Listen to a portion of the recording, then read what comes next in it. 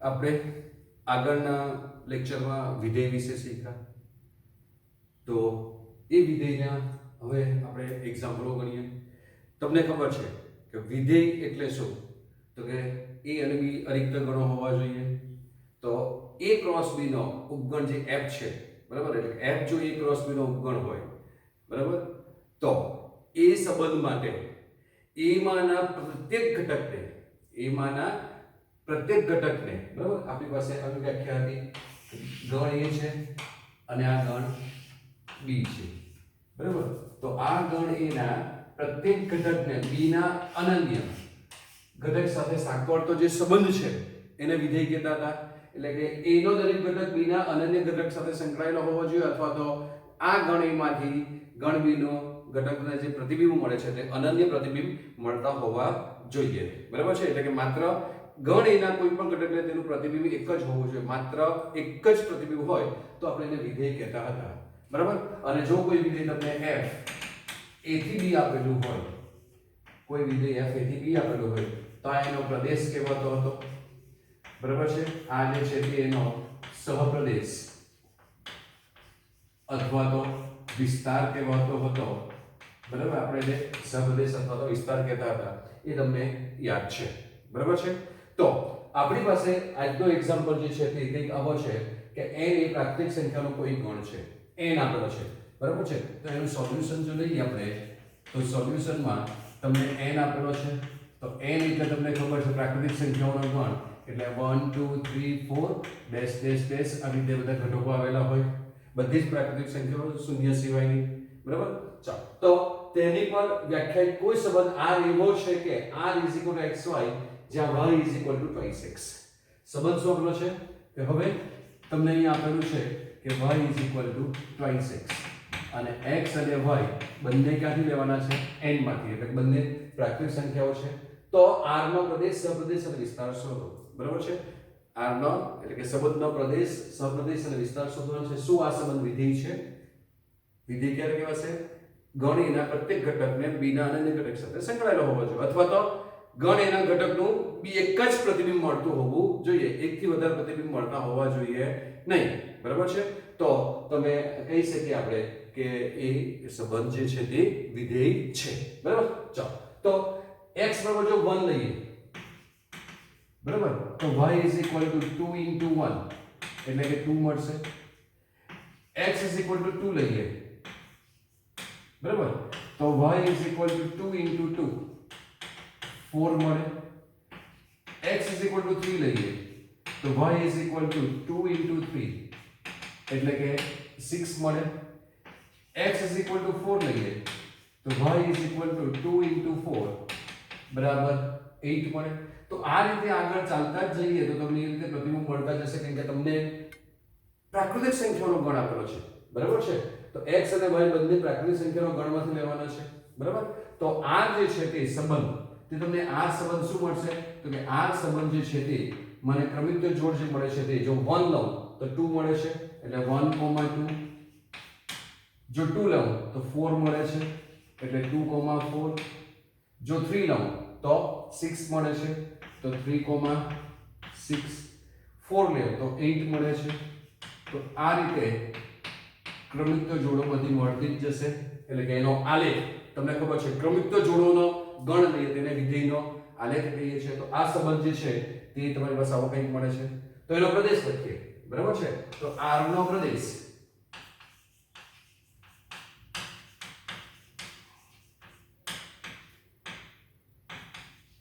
પહેલો question, r નો પ્રદેશ.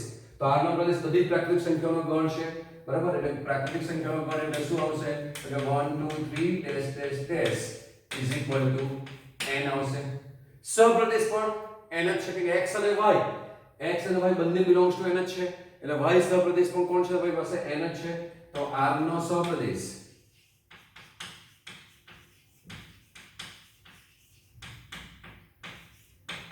one two three dash dash dash બરાબર n છે, બરાબર.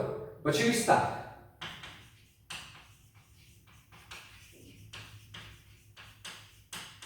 r નો વિસ્તાર તમે પર શું આવે છે? 2 4 6 8 ડેશ ડેશ ડેશ આવે છે, બરાબર શું આવે છે 2 4 6 8 ડેશ ડેશ ડેશ આ તમને ખબર છે બેકી સંખ્યાઓનો ગણ છે બરાબર છે ઇઝ ઇક્વલ ટુ બેકી પ્રાકૃતિક સંખ્યાઓ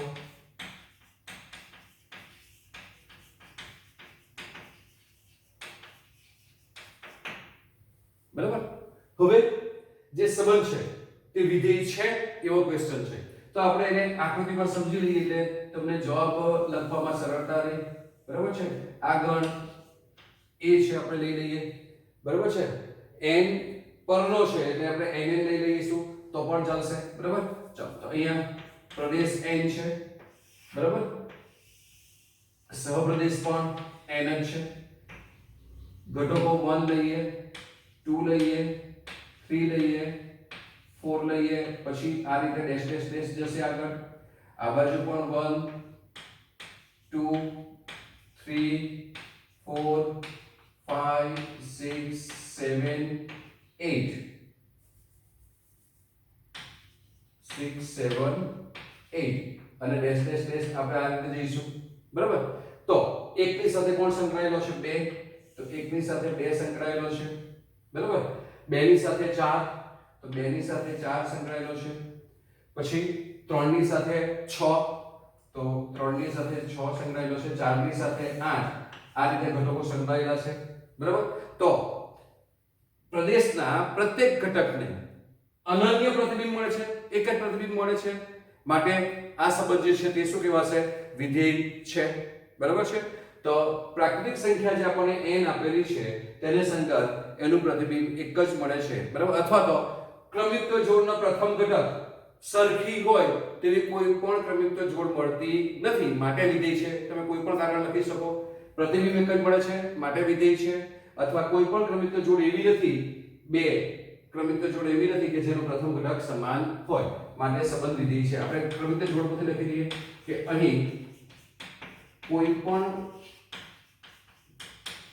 બે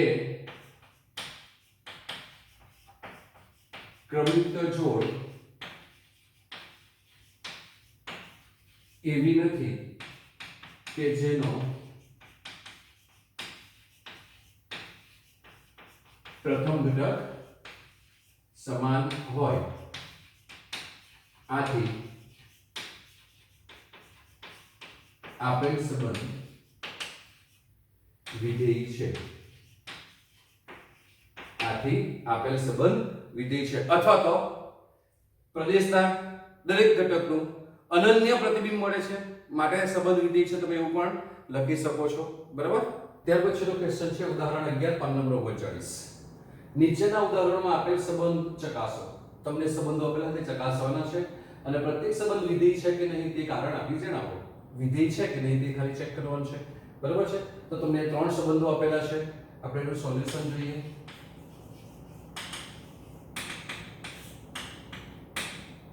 પહેલો સંબંધ છે તે લઈએ આપણે તો તમને સંબંધ આપેલો છે તે r 2,1 3,1 અને 4,2 આપેલો છે બરાબર આપણે એને આકૃતિ દ્વારા સમજી લઈએ તમારી પાસે પ્રદેશના ઘટકો 2 3 અને 4 છે ક્રમિક જોડનો પ્રથમ ઘટક એને આપણે પ્રદેશ કહીએ છીએ વિધેયમાં પણ જે રીતે સંબંધમાં કહેતા હતા બરાબર તો પ્રદેશ જે છે તે આપણે આ પ્રદેશનો ઘટક લઈ લઈએ તો આ પ્રદેશ છે તમારી પાસે અને આ જે ગણ છે તે સહપ્રદેશ છે બરાબર તો પ્રદેશના ઘટકો જે છે તે 2 3 4 છે તો પ્રદેશના ઘટકો 2 3 અને 4 છે અને સહપ્રદેશ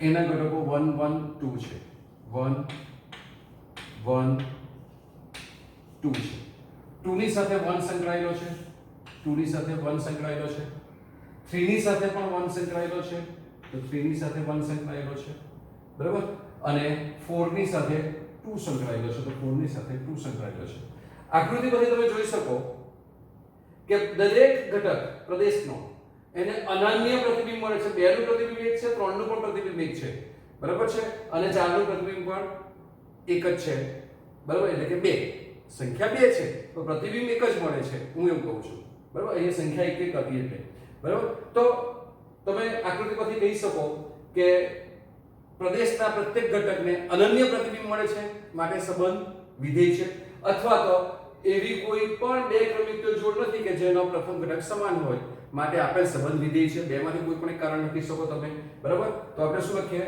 કે અહીં એવી કોઈ પણ બે જોડ નથી, બે ક્રમિક જોડ નથી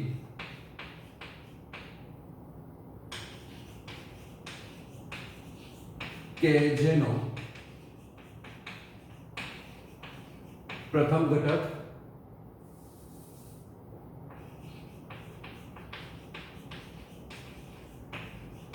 સમાન હોય. આથી આપેલ સંબંધ વિધેય છે, બરાબર.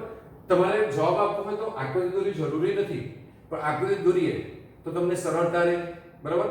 અને ગણિતમાં જ્યાં પણ સમજ ન પડે ને ત્યાં આકૃતિ તમે દોરો તો તમને તરત સમજાઈ જાય, એટલા માટે આકૃતિ દોરી છે. બાકી આકૃતિ દોરવી કે જરૂરી નથી. તમે ડાયરેક્ટ રીતે કહી શકો કે એવી કોઈ પણ બે ક્રમિક જોડ નથી કે જેનો પ્રથમ ઘટક સમાન હોય માટે એ સંબંધ વિધેય છે, બરાબર. ચાલો પછી બીજો ઘટક લઈએ. તો બીજો ક્વેશ્ચન જે છે તેમાં તમને સંબંધ આપેલો છે r = 2 2 2 4 3 3 અને 4 4. તો આપણે જે કારણ લખ્યું કે કોઈ પણ બે ક્રમિક જોડ એવી નથી કે જેનો પ્રથમ ઘટક સમાન હોય, તો તમને અહીંયા તરત જ જોવા મળે છે કે આ ક્રમિક જોડ બે એવી છે કે જેમાં પ્રથમ ઘટક સમાન છે માટે આપેલ સંબંધ વિધેય નથી, બરાબર છે. આમ પણ તમે લખી શકો, અને એટલે આપણે લખવું હોય તો લખી શકીએ. પછી આપણે કરીએ કે અહીં બે ક્રમિક જોડ કઈ તો કે આ બે મળે છે કે જેમાં પ્રથમ ઘટક સમાન છે, બરાબર. 2, 2 અને 2, 4 માં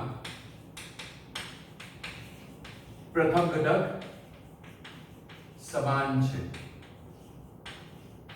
આથી આપેલ સંબંધ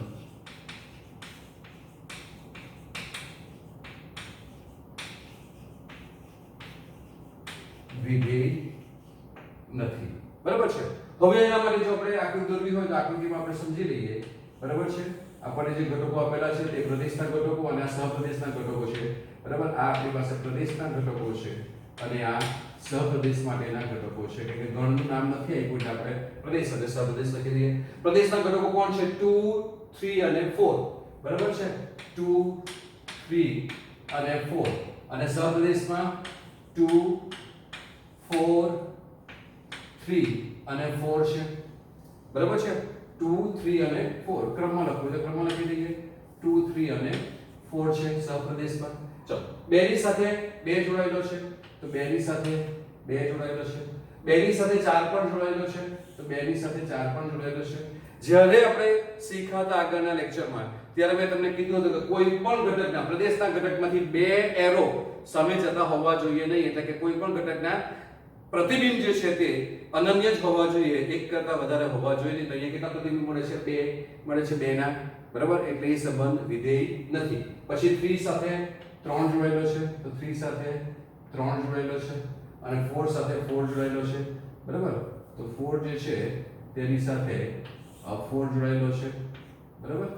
તો આ રીતે તમે આકૃતિ દોરી શકો અને લખી શકો કે અહીં 2 ના 2 પ્રતિબિંબ મળે છે, બરાબર. આ ન લખો તમે આવું પણ લખી શકો કે ઓર અહીં પ્રદેશના ઘટક 2 ના 2 પ્રતિબિંબ મળે છે.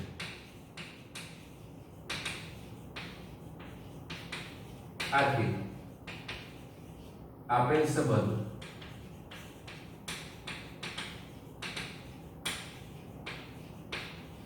વિધેય નથી, બરાબર છે. એટલે આપેલ સંબંધ જે છે તે વિધેય નથી. ત્યાર પછીનો ત્રીજો ક્વેશ્ચન જે છે તે r તમને આપેલા છે 1, 2, 2, 3, 3, 4, 4, 5, 5, 6 અને 6, 7 આપેલા છે, બરાબર. અને આપણે આકૃતિ વગર લખી દઈએ તો તમારી પાસે કોઈ એવી ક્રમિક જોડ છે કે જેનો પ્રથમ ઘટક સમાન હોય? નથી. તો પ્રદેશના દરેક ઘટકને કેટલા પ્રતિબિંબ મળે છે? અનન્ય પ્રતિબિંબ મળે છે. માટે સંબંધ વિધેય છે અથવા એવી કોઈ પણ બે ક્રમિક જોડ નથી કે જેનો પ્રથમ ઘટક સમાન હોય. માટે આપેલ સંબંધ એ વિધેય છે. બેમાંથી કોઈ પણ એક કારણ લખી શકો તમે. આપણે ક્રમિક જોડને જ વધારે પ્રાધાન્ય આપીએ છીએ, આપણે એને જ સિલેક્ટ કર્યું છે તો બધા જ ક્વેશ્ચનોમાં. તો આપણે એ લખી દઈએ કે અહીં એવી કોઈ પણ બે ક્રમિક જોડ નથી કે જેનો પ્રથમ ઘટક સમાન હોય. બરાબર? આથી આપેલ સંબંધ એ વિધેય છે. બરાબર? તો અહીં તમે લખી દેજો, અહીં એવી કોઈ પણ બે ક્રમિક જોડ નથી કે જેનો પ્રથમ ઘટક સમાન હોય. માટે આપેલ સંબંધ એ વિધેય છે. તો તમને સંબંધ જે છે તે વિધેય છે કે નક્કી કરતા આવડી ગયું. એક જ વસ્તુ યાદ રાખવાની છે કે પ્રદેશના ઘટકના અનન્ય પ્રતિબિંબ મળતા હોવા જોઈએ.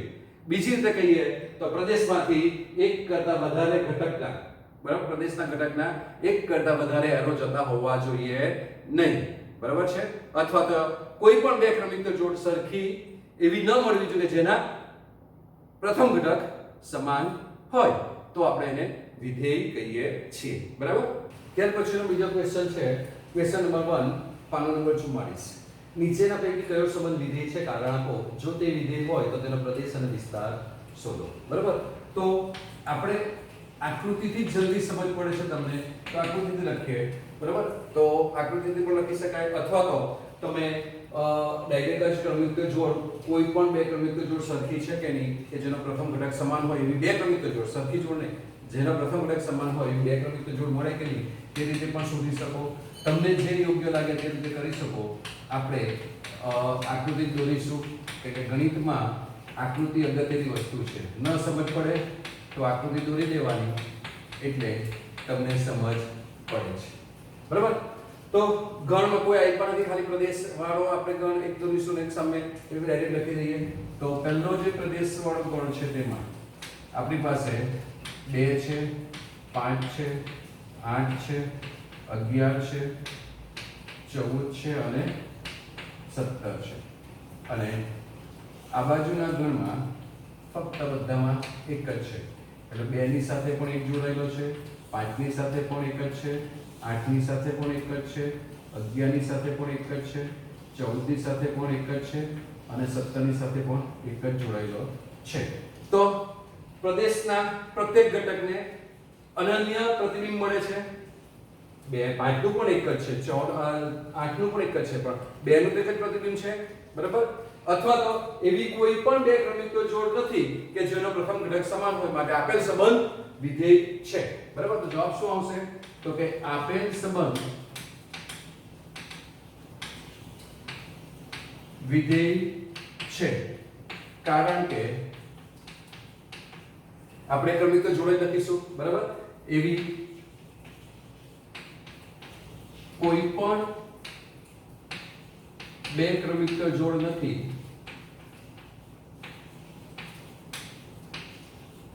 કે જેનો પ્રથમ ઘટક સમાન હોય. બરાબર? અથવા તો પ્રત્યેક ઘટકને, પ્રદેશના પ્રત્યેક ઘટકને અનન્ય પ્રતિબિંબ મળે છે. તે જવાબ પર તમે લખી શકો. માટે સંબંધ વિધેય છે. ચાલો, સંબંધ વિધેય હોય તો પ્રદેશ અને વિસ્તાર લખવાનો હતો. તો પ્રદેશ શું આવશે?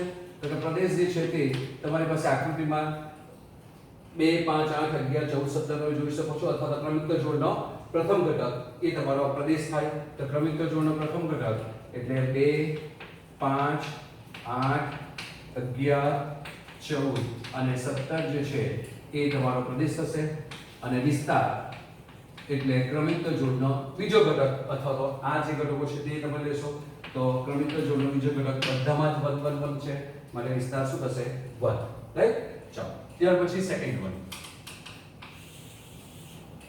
સેકન્ડ વન તમને જે આપેલો છે તે સંબંધ 2, 1, 4, 2, 6, 3, 8, 4, 10, 5, 12, 6 અને 14, 7 આપેલું છે. બરાબર? તો અહીં પણ કોઈ પણ ક્રમિક જોડ તમને એવી દેખાતી નથી બે કે જેના પ્રથમ ઘટકો સમાન હોય, બરાબર? માટે આપણે સંબંધ વિધેય છે. તો આપણે ડાયરેક્ટ આ રીતે લખી શકીએ, પણ આપણે આકૃતિ પણ દોરીએ. ઘટકો આપેલા છે 2 4 6 8 10 12 અને 14. એટલે પેલી આકૃતિ દોરવા માટે જગ્યા ઘટે નહીં, એટલે આપણે પહેલા ઘટકો લખી દીધા, બરાબર? ચાલો પછી આ બાજુ 1 2 3 4 5 6 અને 7 આપેલા છે. આ ઘટકો આપેલા છે અહીંયા, બરાબર? ચાલો બેની સાથે કોણ જોડાયેલું છે? 1. તો બેની સાથે 1 સંકળાયેલો છે. 4 ની સાથે 2 સંકળાયેલો છે. 6 ની સાથે 3 સંકળાયેલો છે. 8 ની સાથે 4 સંકળાયેલો છે. 10 ની સાથે 5, 12 ની સાથે 6 અને 14 ની સાથે 7. તો ક્રમિક જોડના તમે જુઓ તો પ્રદેશના દરેક ઘટકને એક જ પ્રતિબિંબ મળે છે, બરાબર? માટે આપેલ સંબંધ વિધેય છે. તો આપેલ સંબંધ વિધેય છે.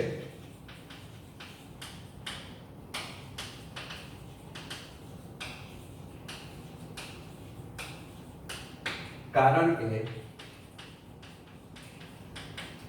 એવી કોઈ પણ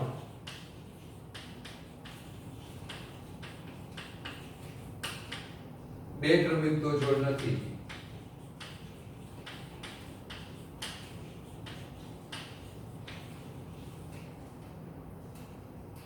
કે જેનો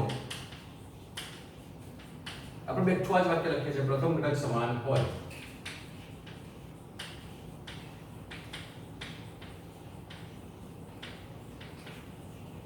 બરાબર? એટલે વિધેય છે અને વિધેય હોય તો સંબંધ લખવાનો, એનો પ્રદેશ અને વિસ્તાર લખવાનો છે. તો આ પ્રદેશ તો એના વિસ્તારના ઘટકો થઈ ગયા. અથવા ક્રમિક જોડનો પ્રથમ ઘટક એ તમારો પ્રદેશ અને ક્રમિક જોડનો બીજો ઘટક એ તમારી પાસે વિસ્તાર છે. તો પ્રદેશના ઘટકો શું આવશે? તો કે પ્રદેશ જે છે તે તમને મળશે 2 4 6 8 10 12 અને 14, જે તમે જોઈ શકો છો. એટલે હું લખી દઉં છું. અને વિસ્તારના ઘટકો 1 2 3 4 5 6 અને 7 આવશે. તો તમે પણ લખી શકો. તો વિસ્તાર જે છે તે 1 2 3 4 5 6 7 આવશે, બરાબર? અને ત્રીજો ક્વેશ્ચન જે હતો તે તમને આપેલો છે 1 3 1 5 અને 2 5. તો તમે જુઓ એટલે ખબર પડી જાય કે બે ક્રમિક જોડ આ બે છે કે જેના પ્રથમ ઘટક 1 સમાન છે, એટલે કે એકના બે પ્રતિબિંબ મળે છે. માટે આપેલ સંબંધ વિધેય નથી, બરાબર? તો આપણે આકૃતિ દોરી દઈએ. આ તો ત્રણ જ ઘટકો છે એટલે આપણે દોરી દઈએ આકૃતિ, તો ચાલે, જગ્યા ઘટે નહીં, બરાબર? 3 5 અને 7. એકની સાથે 3 સંકળાયેલો છે અને એકની સાથે 5 પણ સંકળાયેલો છે અને બેની સાથે એક અને 2 હતા. એક આવી ગયો એટલે ન લેવાય અને 2 અને બેની સાથે પણ કોણ હતા? 5 હતા, બરાબર છે? તો એકના બે પ્રતિબિંબ મળે છે માટે આપેલ સંબંધ વિધેય નથી. તો આપેલ સંબંધ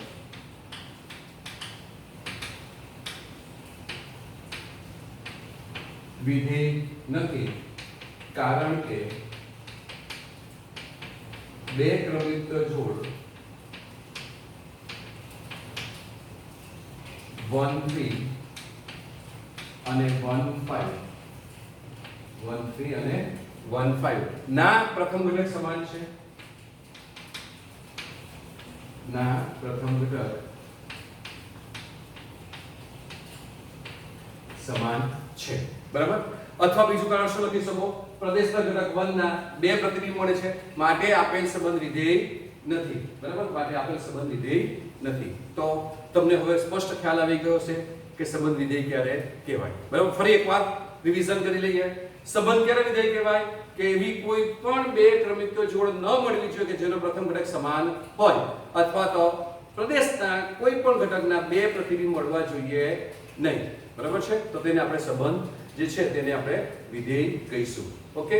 અને એ જે ક્રમિક જોડ મળે છે તમને, એ ક્રમિક જોડના પ્રથમ ઘટકને આપણે શું કહીએ છીએ? એનો પ્રદેશ કહીએ છીએ, બીજા ઘટકને એનો વિસ્તાર કહીએ છીએ. તો આટલું તમારે યાદ રાખવાનું છે.